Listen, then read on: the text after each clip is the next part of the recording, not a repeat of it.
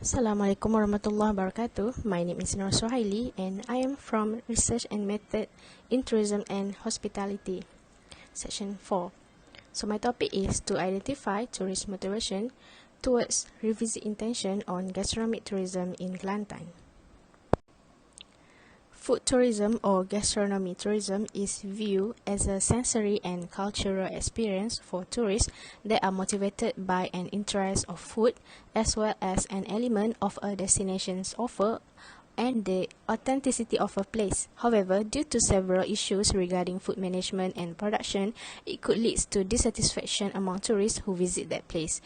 Several issues are ranging from the authenticity experiences, the sustainability, food quality and safety, environment, tangible and intangible services, and many more. Hence, for future gastronomic tourism, Bertella 2019 explores that animal cloning luxury food tourism may be a possible path to meet the needs and desire of future societies. She claims that how a luxury restaurant might be in 2070, where people will be pre-ordering dishes that will be prepared by cloned animals that have been extinct for decades.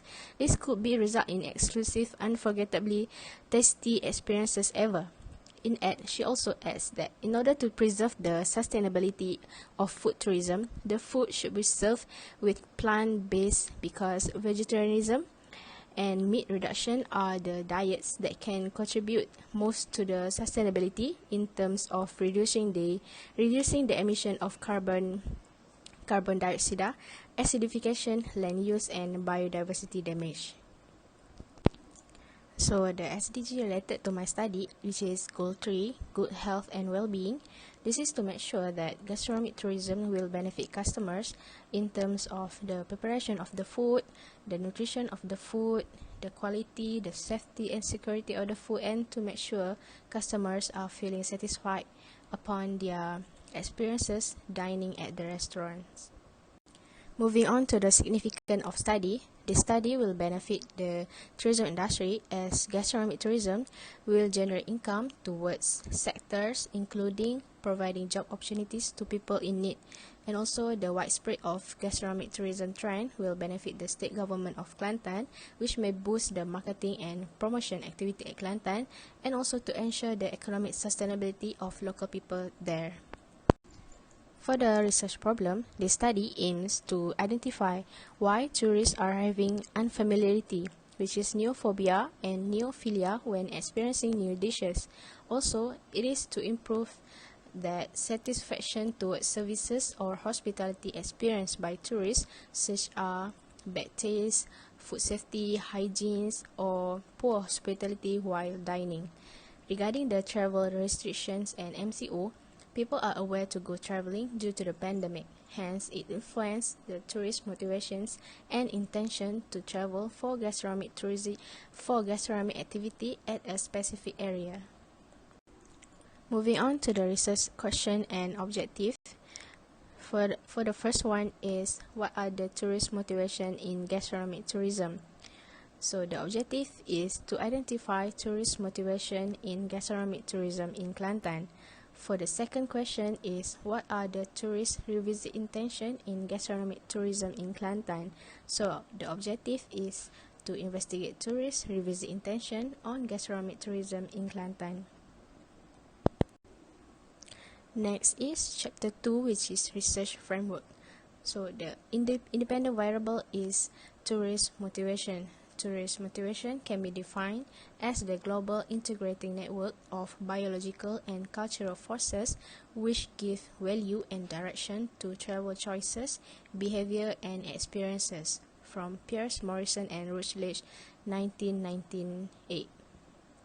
And my dependent variable is revisit intention can be defined as the degree to which a person has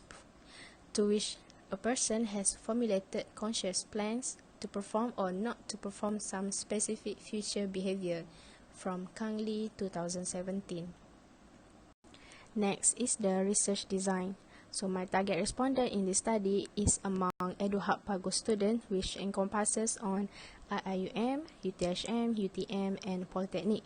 The population size is 20,000 of students in Eduhak Pagoh, and the sample size is 377 students based on the Krigi and Morgan table below. Why I chose EduHub students is because the demographic of tourists who are prefer to go for traveling are ranging from 20 to 30 years old, which are the best category to travel. And also, students are having more free time or more freedom to travel.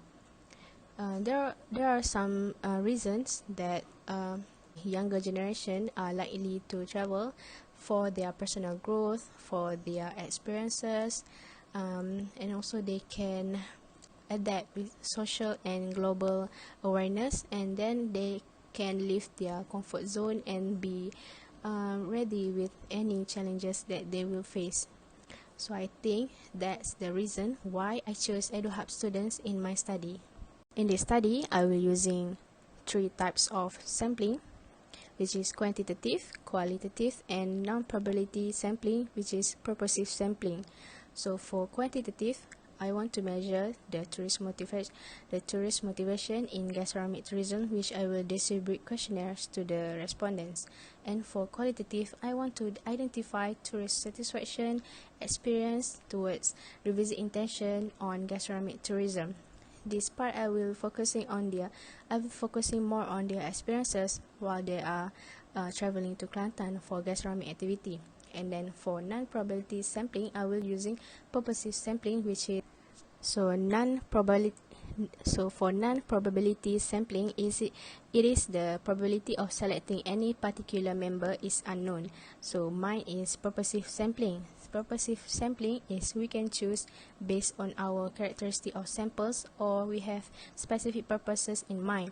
As for my study, my target respondents was Eduhak Pagoh students.